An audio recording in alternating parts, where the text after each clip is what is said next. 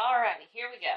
So, hopefully, the camera slash phone will work with me on this one. I dropped my phone yesterday, and the back fell off of it, which holds the battery in. And it's in the living room somewhere. I know it's under the couch, which is a little spider factory. Like, I'm not going up underneath there unprepared without plenty of bug spray. So there's no back on the phone tonight. Hopefully it won't fall off. Anyways, point being, tonight I am making what I call Rustic Roses. It's actually fresh cut roses by Nature's Garden. I'm using my 18 bar slab mold by Kelsey's Creations. I absolutely love it. If you want one, stop on by. Tell Rita, the lady that runs it, that Bobby says hello, that I sent you. And that I love her. I love her molds. I can't wait to go back for more. Like, don't get me wrong, I like my little cheapy molds, but I really like my nice mold too. It's nice to have. So, anyways, we'll be doing that. And hopefully I've got things set up where y'all can see a little better what's going on. I am mixing my milk and lye. I've about got all the frozen bits out. And you can kind of see how white it is. Still real white, a little yellow to it, but not much. I always freeze my milk solid by weight. You know, I know in this batch I use 18 ounces of milk. And so I weigh it, freeze it solid, and then I add my lye slowly, maybe about like a third to a quarter of it at a time, and melt it down as I go. No ice bath, none of that. I do strain it as I pour it into my oils to get any little lumpy chunky bits out. Not lye lumps and chunks, by the way, but like milk fat lumps. When you freeze it first, that fat tends to all come to the top of the cup, because I actually freeze it solid in this cup right here. And then it'll make little chunks of fat that I don't want floating in my soap. So, because I mean, I know fat and lye makes soap, right? But I don't want little solid, they're just little ugly chunks. I don't like them. So, I won't even drink chunky milk. But, which sounds really bad. But when you freeze milk, the texture changes. Well, goat milk anyways. So, here we go. In with this. I've got my oils all melted. Since this one is a rose, and it's actually, for a rose fragrance, it sticks really well on its own. And it doesn't behave too badly. And a lot of times your floral stuff can do wonky things. Roses tend to kind of fade. This Fresh Cut Roses by Nature's Garden sticks pretty good. And it doesn't do too many wonky, crazy things, which I like. I still like to add, just to kind of help it along, a couple tablespoons of kale and clay to my oils. And I always blend them in before I start adding the lye, and then I go straight into that. I did that before I started the video, so there wasn't too much whiskey blending on the video. But anyways, it just kind of helps it to stick around a little better. And when I work with goat milk, and this is just me, I like to super fat a little on the low side when I'm calculating my recipes. And you'll see why in a second here. Like, I usually super fat about 5%. Because that lye eats up and makes chunks of fat out of the butter fat in the milk. Some of it pushes through on the strainer and gets blended in. Some of it doesn't. But like I said, I'm just weird about not wanting my chunks of stuff in there. So you lose a little bit in the process here. And you probably come out with like a 6 or 7% super fat.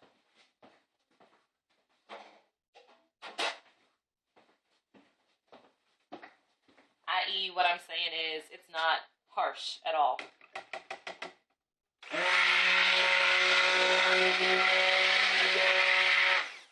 it's kind of hard to see without spilling. Just bringing this to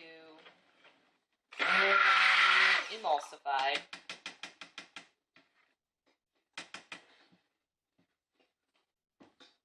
And then I'm going to pour some off for colors first before I fragrance it.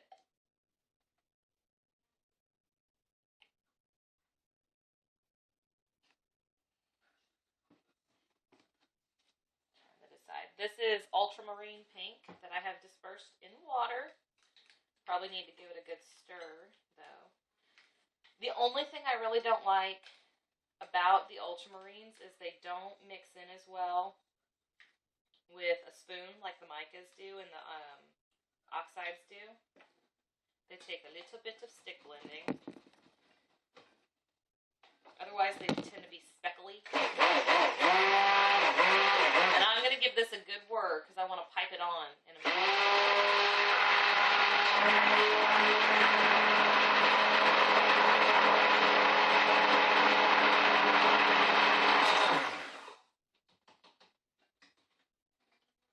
So hopefully that'll sit there and thicken up a little bit. And then, not very much. I'm actually a cup short.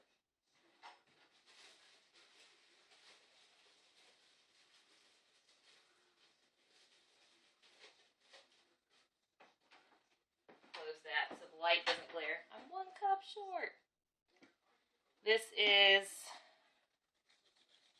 green oxide.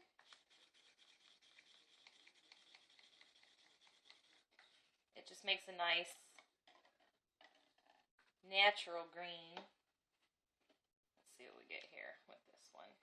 I don't want a whole lot of it. Just enough for a couple little leaves. Usually I do this one with swirlies on top. I'm going to try piping stuff on this time. See if I can't get it just a little more fancy pants.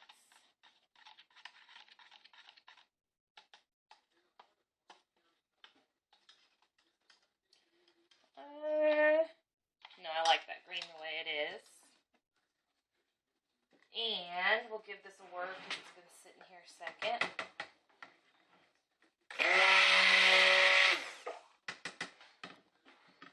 Pour off a wee little bit more. I'm using the red Vibrance mica from Nurture Soaps for like a dark red. This one you disperse it in oil and it mixes in really easily and really well. And I want this really red, so I'll put a lot in and see what I get.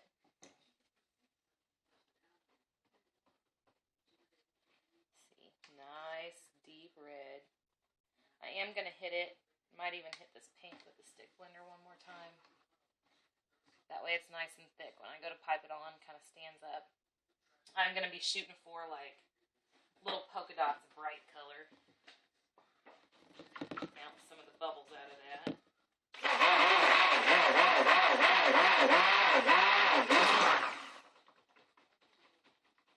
Got a little air bubbles in there. Try to get those out.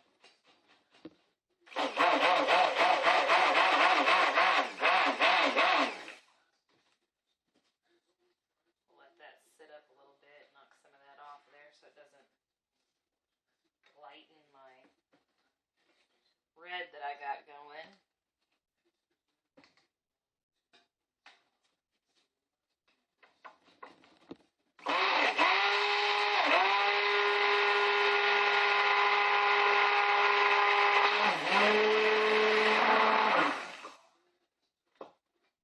Still a little thin.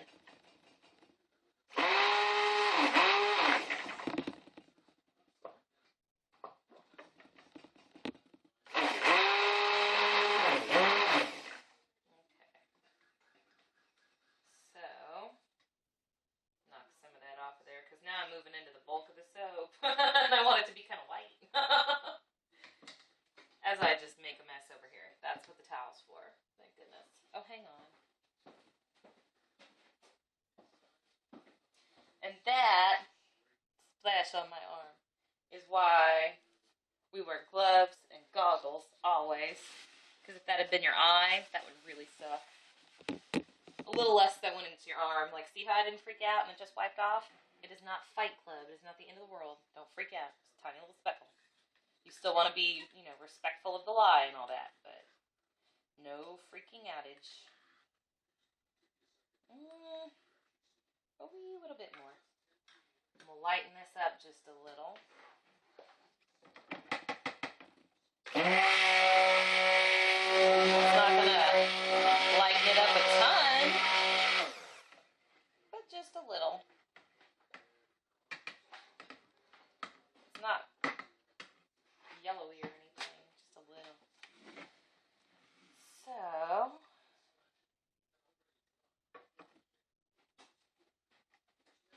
there it is. Zero out the scale and add my fragrance.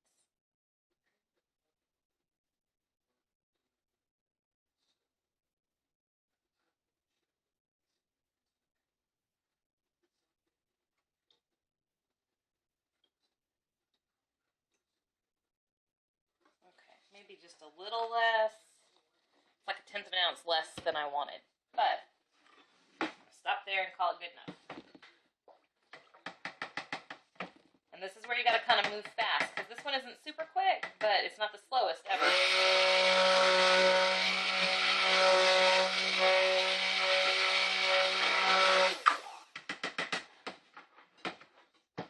And in the mold it goes, which is on the other side.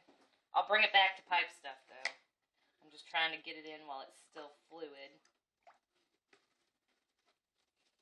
because it will set up on you. As long as you keep it moving, you're okay. It's when you stop moving that it kind of goes a little seasy, but not bad. And considering how quick my soap tends to move, it's behaving very well tonight. So, no complaints from me. This is a really delightful rose, and I'm not a big floral rose person, but this one's pretty nice. Like, see, it's still dripping off the spoon. Let me go whack this down right quick.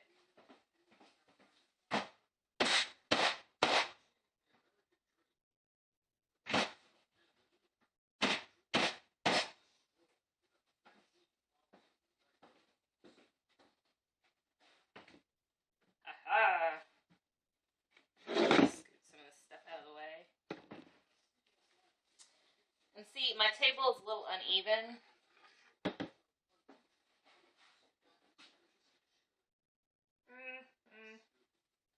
Put that back there. That'll be okay. Move all my lids. My hair's all wonky. But see, it's still kind of fluid, but it's trying to set up. So, make sure I keep that nice and neat. Throw this away right quick.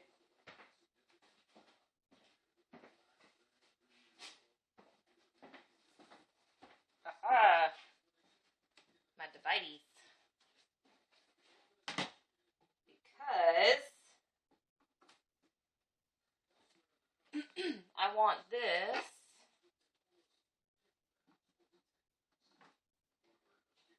if you put the piping stuff on top and then the dividers, it'll slide some of that color down into your soap.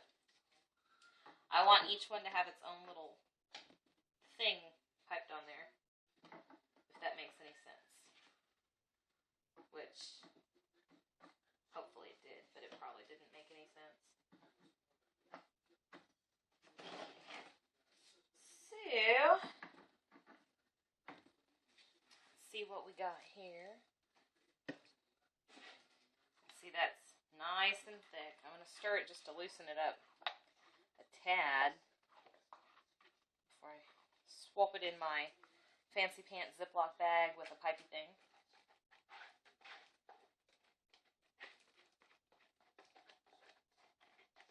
Got a bunch of videos that need posting, and a bunch like this one where the video of the soap are just a remake that still need posting. Some that I haven't done a video of yet that are new.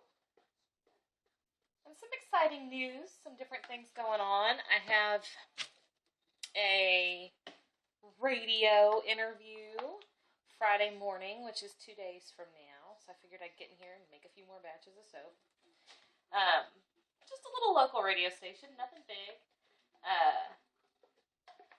Doing a market event in Fairfield, Texas.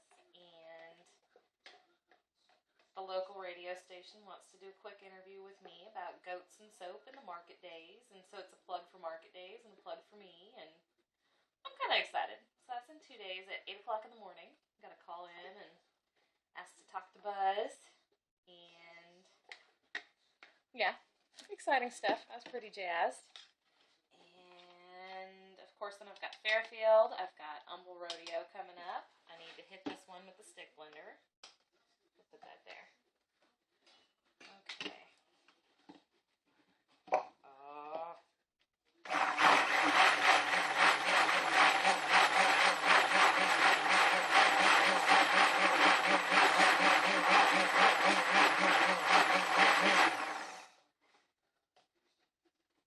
So that's some exciting stuff going on. I thought I was going to take the month of January off, and before I knew it, I was booked into February, which is cool. I'm not complaining.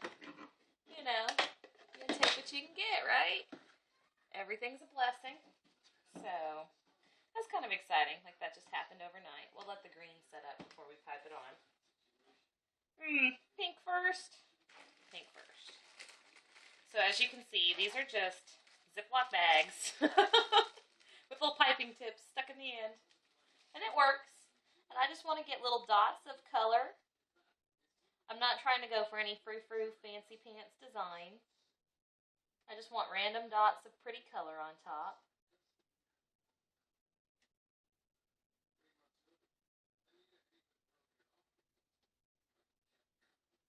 Some pink and red just kind of on there. I had done another soap not too long ago that had dots of color on top too. And I really like the polka dot effect. Don't get me wrong, swirls are nice, but polka dots do have their own classy place in the world, if you ask me. So I'm just playing with it. It's all the same colors and same recipe as my rose soap usually is. Just doing something a little different with the top.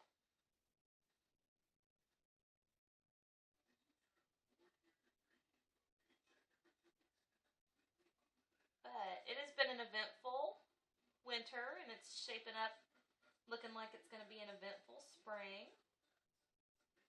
Made a bunch of new friends. I did a... Okay, you're going to laugh. Biker rally! Okay, it wasn't a biker rally.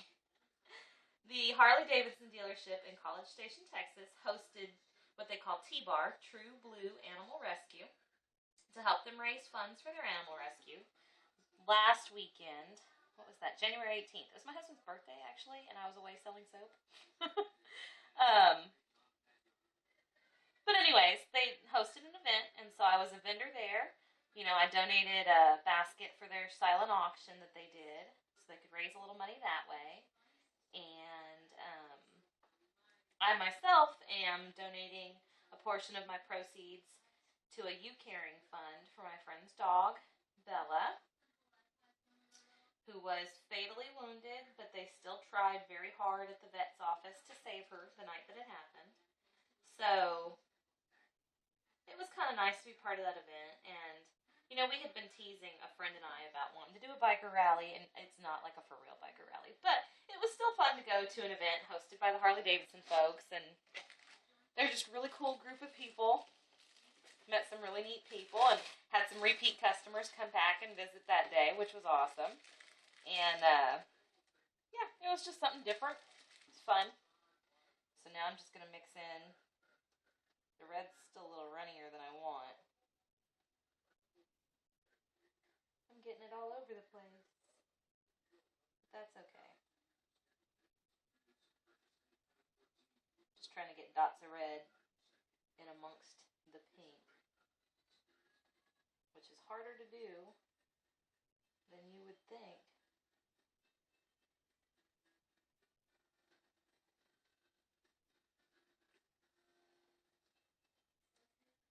So yeah. And then I've got Fairfield I'm going back to. I was there in November, right before Thanksgiving. I was there last. And the people there were really awesome, and it was just a fun event. fun place. They always try to have little activities going on the weekend of market days. So that was neat. I think they're doing some kind of like photography print show this weekend. And then I've got, like I had mentioned, Humble Rodeo I'll be a vendor at, which I'm looking forward to.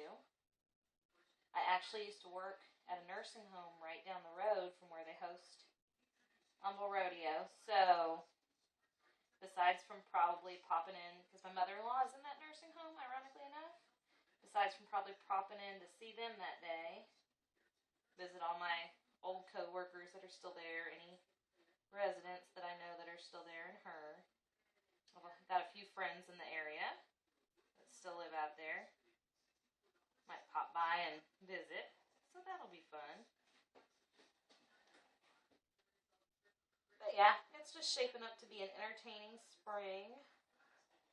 I forget what I have going on in March. Well, I've got baby goats coming in the middle of March, that's for sure.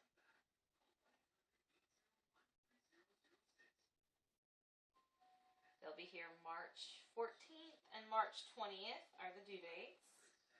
Now I've got some red that slipped into the bottom of this cup that I need to rescue. It's escaped. I'll set that there on that towel. But, yeah, just lots of fun, entertaining little things happening, and can't wait for baby goats to get here. I've got 3 of my favorite goats bred for March. I mean, they're all good goats, don't get me wrong. I love them all. And it's sad to say that I do have a few favorites. Who doesn't? Who doesn't have that one that's really special, you know? 2 are first fresheners. This will be their first time kidding, first time having babies, which will be neat to see how they do. And 1 is my Lou Goose. She's an old pro at baby making. So, one of our bucks went to a new home with a friend, so I know he's in good hands and in a good place. Kind of free up room to do some different stuff with the herd in the coming months. Trying to decide where else I want red on some of these.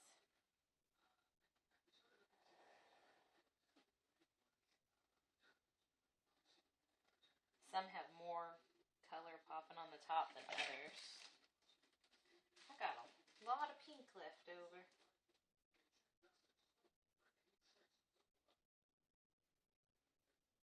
Fill in the blank spots.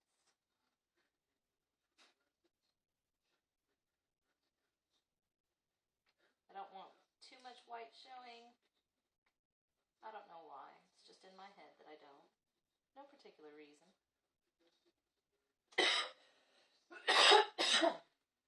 And it has been dry and dusty here lately, real windy, cold. Mother Nature is definitely bipolar this year. It was like 70 degrees the other day, 60 degrees today. It's going to be 37 Friday. Like, how does that even make sense, Mother Nature? You know? But it's her show, not mine. So, whatever. Just working with it. I know my animals are tired of it because they don't know whether to grow a thicker coat or blow it all out and go naked like it's spring. But we're working with it. Throw a little extra bedding so they're warm when I have to, and just making it work. Just little random dots of color everywhere. Alright, let's see how this green's setting up. See if we can pipe that. A little bit better. A little more air bubbles in it than I wanted, but that's the one thing about this stick blender. It's a little thinner than I want. It doesn't get in the bottom of these cups, these little amounts like the other stick blender used to. But I can work with it. I ain't crying.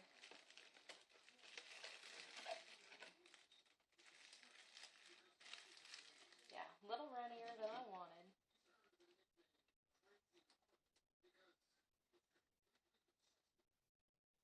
Fill in the spots with some green.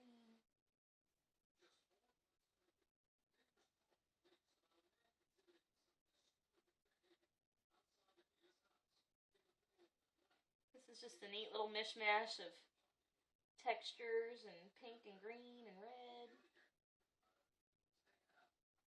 Just something I've been wanting to try. Oh, I know what I was going to tell y'all. So the other night, the dog was going off outside. Raising holy hell. I mean, she was just upset. About 3 in the morning, it woke us up. So we get up and we look outside to see, and between our windows and the horses, what we refer to as the front yard, because on 10 acres there's a front yard, right? There is a coyote chasing a wounded deer, and it's like an old wound. Like, there's no blood, there's no action. It's not like this coyote just ate this deer and it got away. You can tell whatever it is because there's no blood, there's no marks on her. She's kind of sort of healed from. Like, probably got shot at before or whatever. But the point is, it's chasing this thing around our living room. Or around our living room. Around our windows in front of our living room. So I told my husband to go out and handle it. The coyote, not the deer. I didn't want the coyote to decide that the deer was too hard to get and change its mind and go for a goat dinner. He went out and shot at it. He ran it off. I don't think he killed it. Don't worry about the coyote, folks. Wiley lived. But I think it got the point that my yard is a bad place to chase things. Because it did take off. And the deer just stood there and hung out, like, with our horses. Like it had found safety. Now, I don't know where it went the next morning. It was gone, but it was kind of a trip. Poor dog. She's freaked out. She didn't want anything in her yard. It left. It made her happy when it left. But it was a trip. It was really weird. And the horses, you know, one of them didn't even pick his head up out of the hay where he was eating. He was just hanging out, having midnight snack. 3 a.m. snack. And the other one was pacing the fence line, checking out the deer, like she didn't know what to think, but she wanted to make friends with that deer. Bless her heart, she's not real bright. So, it was a really weird early morning. And then I had a ton of errands to run, and it was tax day to pay the sales taxes, and I had to get that to the post office, and it was just one of those days. It was a good day, but it was a long day. That's for sure.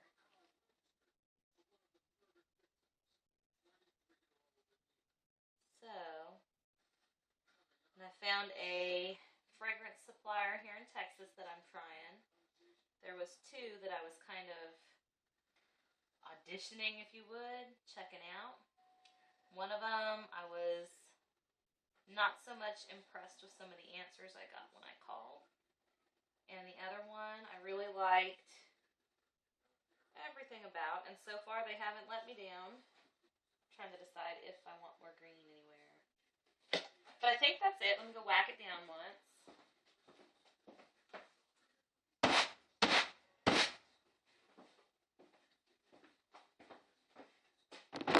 Just little oddly textured bubbles of color.